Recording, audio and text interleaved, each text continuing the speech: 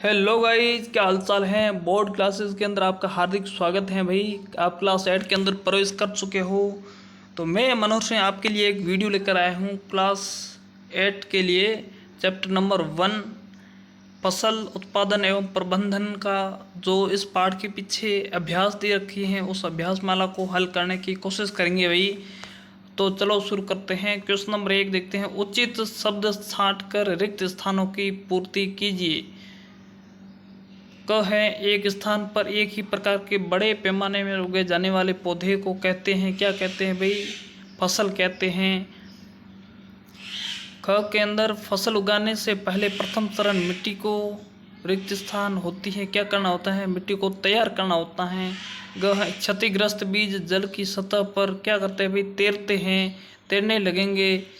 ग है, फसल उगाने के लिए पर्याप्त सूर्य का प्रकाश एवं मिट्टी से रिक्त स्थान तथा आवश्यक है। क्या आवश्यक है भाई? पोषक और जल आवश्यक है।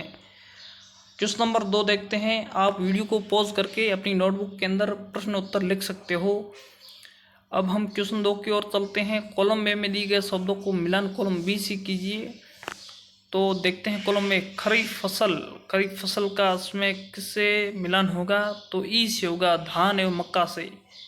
दूसरे नंबर रबी की फसल का किससे होगा? गेहूं और चना मटर, डी से, कॉलम बी का डी से होगा। अब तीसरा है रासायनिक उर्वरक। अब रासायनिक उर्वरक का होगा कौन कौन से? यूरिया, सुपर सल्फेट, बी से होगा। अब है चौथा कार्बनिक खाद, किसे कहते हैं? कौन कौन से होते हैं? पशु का अपशिष्ट, गोबर, मूत्र एवं पादप अवशेषण। ये हमारे हो गया क्वेश्चन नंबर 2। अब हम चलते हैं क्वेश्चन नंबर 3 की ओर। निम्न के दो उदाहरण दीजिए। खरीफ फसल, रबी फसल के दो उदाहरण लिखने। खरीफ के हैं धान एवं मक्का और रबी का है भाई गेहूं और चना। क्वेश्चन नंबर 4 की ओर चलते हैं। निम्न पर अपने शब्दों में एक एक पैराग्राफ लिखिए। इन पर हमें एक एक पैराग्राफ लिखना है, छोटा छोटा। मिट्टी तैयार करना यह प्रक्रिया फसल उगाने का प्रथम चरण है। मिट्टी को पलटने और पोला करने से पौधों की जड़ें गहराई तक जाकर श्वसन कर सकती हैं। पोली बनाई हुई मिट्टी के केंचुए और सूक्ष्म जीवों को वृद्धि में सहायता मिलती है तथा ये मिट्टी को और अधिक पोला कर ह्यूमस बनाते हैं। इसके अतिरिक्त मिट्टी पलटने से पोषक पदार्थ ऊपर आ जाते हैं जो अच्छी फसल उगाने में अत्यंत महत्वपूर्ण है। दूसरा है हमारी भाई बुनाई। यह फसल उत्पादन का महत्वपूर्ण चरण है। मिट्टी को तैयार करने के पश्चात खेत में बीज बोए जाते हैं। उचित दूरी एवं गहराई पर खेत के बीज बोना बुनाई कहलाता है। बुनाई के लिए अच्छी गुणवत्ता किस्म के साफ एवं स्वस्थ बीजों का चुनाव करना जरूरी होता है। उचित बीजों को चुनने के बाद इन बीजों को उचित गहराई तक उचित दूरी पर बोना चाहिए ताकि प्रत्येक पौधे को पर्याप्त हवा, प्रकाश, ताप, खनिज एवं पानी मिल सके।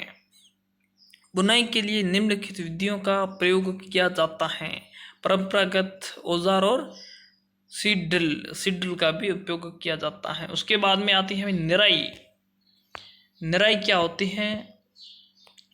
निराई खरपतवार हटाने को निराई कहते हैं। निराई नहीं करने से खरपतवार जल, पोषक तत्व आदि ग्रहण कर फसल की वृद्धि को प्रभावित कर सकते हैं। फसल उगाने से पहले खेत जोतने पर धूप के कारण खरपतवार मर जाते हैं और मिट्टी में मिल जाते हैं। खरपतवार हटाने का सबसे सही समय फूल एवं बीज बनने से पहले होना चाहिए। खरपतवार को हाथ, खुरपी आदि की सहायता से हटाया जा सकता है। अब थ्रेसिंग क्या होता है भाई? खेत में कटी गई फसल से बीजों या दानों को भूसे से अलग करने के प्रक्रम को थ्रेसिंग कहा जाता है। थ्रेसिंग करने के भी कई तरीके होते हैं, जैसे छोटे खेत वाले किसान अनाज के दानों को फटक कर विनोइंग द्वारा अलग करते हैं और बड़े खेत वाले कॉम्बाइन मशीन का प्रयोग करते हैं। स्पष्ट कीजिए। अब हमारा क्वेश्चन नंबर 5 आ गया है। स्पष्ट कीजिए उर्वरक और खाद किस प्रकार भिन्न है। अब हमें डिफरेंस बताना है खाद और उर्वरक के अंदर। तो सबसे पहले खाद को देखते हैं। खाद एक प्राकृतिक पदार्थ है जो गोबर, मानव अवशिष्ट एवं पौधों के अवशेष को विघटित कर प्राप्त होता है। दूसरा नंबर, खाद खेतों में बनाई जाती है। उर्वरक क्या होता है भाई? उर्वरक एक अकार्बनिक लवण होता है और इसका उत्पादन फैक्ट्रियों और कारखानों के अंदर होता है। नीचे और डिफरेंस दे रखे हैं खाद के। इससे मिट्टी को प्रचुर मात्रा में ह्यूमस प्राप्त होती है। इनसे पादप पोषक अपेक्षाकृत कम मात्रा में होती हैं। यह पानी को अघुलनशील होने के कारण इनका अवशोषण धीरे धीरे होता है। ये पानी में क्या होते हैं? अघुलनशील होते हैं और इनका अवशोषण धीरे धीरे होता है। उर्वरक है, इसमें मिट्टी को ह्यूमस प्राप्त नहीं होती है। इसमें पादप पोषक प्रचुरता में होते हैं। यह पानी में घुलनशील होने के कारण अवशोषण शीघ्र हो जाता है। ठीक है भाई, यह है। उर्वरक की तुलना में खाद अच्छी मानी जाती है क्योंकि इससे मिट्टी की जल धारणा क्षमता में वृद्धि होती है। इससे मिट्टी भुरभुरी हो जाती है, जिससे गैस विनिमय सरल से हो जाता है। इससे जीवाणु की संख्या में वृद्धि होती है। इससे मिट्टी का गठन सुधार हो जाता है। अब हम क्वेश्चन नंबर 6 की ओर चलते हैं भाई। सिंचाई किसे कहते हैं? जल संरक्षित करने वाली सिंचाई की 2 विधियों का वर्णन करें। उत्तर, फसलों को कृत्रिम रूप से आवश्यकता अनुसार पानी देना सिंचाई कहलाता है। जीवित रहने के लिए पौधों को जल की आवश्यकता होती है। पौधों में लगभग 90% जल होता है। कितने परसेंट होता है? 90%। फसल की स्वस्थ वृद्धि के लिए मिट्टी की नमी को बनाए रखने की आवश्यकता होती है, जिसके लिए विभिन्न अंतराल पर खेतों के जल देना सिंचाई कहलाता है। जल संरक्षण करने वाली 2 विधियां निम्न प्रकार है। एक कौन सी? छिड़काव तंत्र, एक है ड्रिप तंत्र। चलो एक एक करके रीड करते हैं। छिड़काव तंत्र, इस विधि का इस्तेमाल असमतल भूमि जहां पर जल कम मात्रा में उपलब्ध हो उसके लिए किया जाता है। इनमें नलों के ऊपर घूमने वाले नोजल लगते हैं। जब पंप से जल मुख्य पाइप में भेजा जाता है तो वह घूमते हुए नोजल से बाहर निकलकर वर्षा की भांति छिड़काव करता है। यह विधि बलुई मिट्टी के लिए अत्यंत उपयुक्त है। दूसरा, ड्रिप सिस्टम, इसमें जल बूंद बूंद करके पौधे पर गिरता है और बेकार नहीं होता है। यह कम पानी वाले क्षेत्रों के लिए वरदान है। यह विधि फलदार पौधों, बगीचों आदि पानी देने का सर्वोत्तम तरीका है। अब हम क्वेश्चन नंबर 7 की ओर चलते हैं। यदि गेहूं को खरीफ ऋतु में उगाया जाता है तो क्या होगा? चर्चा कीजिए। गेहूं रबी की फसल है, लेकिन इसे खरीफ में उगाया जाता है तो क्या होता है? चलो दोस्तों, सबसे पहले अगर आपको ये वीडियो अच्छा लग रहा है, क्वेश्चन आंसर बहुत अच्छे लग रहे हैं, तो इस चैनल को सब्सक्राइब जरूर करें, लाइक वाला बटन को जरूर दबाएं और अपने सहपाठियों को शेयर जरूर करें। ठीक है भाई। हाँ, 7वां क्वेश्चन की ओर रीड करते हैं। इनके बारे में हमें चर्चा करनी है। उत्तर, गेहूं एक रबी फसल है। इसे शीत ऋतु में उगाया जाता है। खरीफ ऋतु जून से सितंबर तक होती है। इस समय वर्षा काफ़ी अधिक मात्रा में होती है, इसलिए इसे वर्षा ऋतु भी कहा जाता है। यदि गेहूं को इस समय उगाया जाता है तो गेहूं के पौधे अधिक मात्रा में पानी मिलने की वजह से सड़ कर खराब हो जाएंगी और उसे बर्बाद हो जाएगी। क्या होता है कि जो फसल होती है गेहूं की, उसमें अगर अधिक पानी मिल गया तो भी गेहूं के लिए खराब है। अब क्वेश्चन नंबर 8 की ओर चलते हैं भाई। खेत में लगातार फसल उगाने से मिट्टी पर क्या प्रभाव पड़ता है? व्याख्या कीजिए।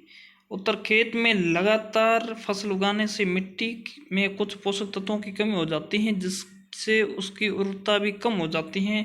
यही कारण है कि खेत में लगातार फसल नहीं उगानी चाहिए और खेत में कुछ समय के लिए प्रति छोड़ देना चाहिए। एक अन्य तरीका फसल चक्र है, जिसमें किसान एक फसल के बाद दूसरी किस्म का फसल उगाते हैं, जिससे मिट्टी में नाइट्रोजन का पुनः पूरण होता रहता है। अब हम पढ़ते हैं क्वेश्चन नंबर 9 की ओर। खरपतवार क्या है? हम उनका नियंत्रण कैसे कर सकते हैं? एक तो खरपतवार बताना है और एक उसका नियंत्रण बताना है। उत्तर, खेत में फसल के साथ साथ कई अवांछित पौधे उगाते हैं। इन पौधों को हम खरपतवार कहते हैं। इनको निराई के द्वारा हटाना बहुत ज़रूरी होता है, क्योंकि ये फसल की वृद्धि पर प्रभाव डालते हैं और पशुओं एवं मनुष्यों के लिए विषैले हो सकते हैं। इनको नियंत्रित करने के कई तरीके हैं। पहला तरीका पढ़ते हैं भाई, फसल उगाने से पहले खेत जोतकर इसे खरपतवार पौधे सूख कर मर जाते हैं। ठीक है। दूसरा, फूल एवं बीज बनने से पहले हाथ से खुरपी आदि की सहायता से पौधों को उखाड़ कर फेंकना चाहिए। हमें खरपतनाशी रसायनों का उपयोग करके इससे खरपतवार पौधे मर जाते हैं। रसायन का उपयोग करना चाहिए। अब क्वेश्चन नंबर 10 है हमारे पास। स्टेप तो दे रखे हैं लेकिन ये आगे पीछे दे रखे हैं, तो हमें सही क्रम में व्यवस्थित करना है। तो सबसे पहले कौन सा आएगा, मिट्टी तैयार करना। दूसरे नंबर छठा स्टेप आएगा खेत की जुताई करना। 4 नंबर बुआई करना, खाद देना, सिंचाई करना, कटाई और फसल को चीनी मिल में भेजना। अब यहाँ पर क्वेश्चन नंबर 11 है, नीचे दिए गए संकेतों की सहायता से पहेली को पूरा कीजिए। और ये आपको मैं यहाँ पर दे रखा है पूरा पूरा, तो यहाँ पर आप खुद स्वयं से सोल्व कर लेना। ठीक है भी, पहली यहाँ पर उत्तर में आपको मेंशन कर देता हूँ। ठीक है। राधे राधे, जय श्री राम। अगर ये वीडियो आपको पसंद आए तो उसको लाइक शेयर जरूर करना है। अगर चैनल पर नए हो तो सब्सक्राइब जरूर करना। धन्यवाद मित्रों।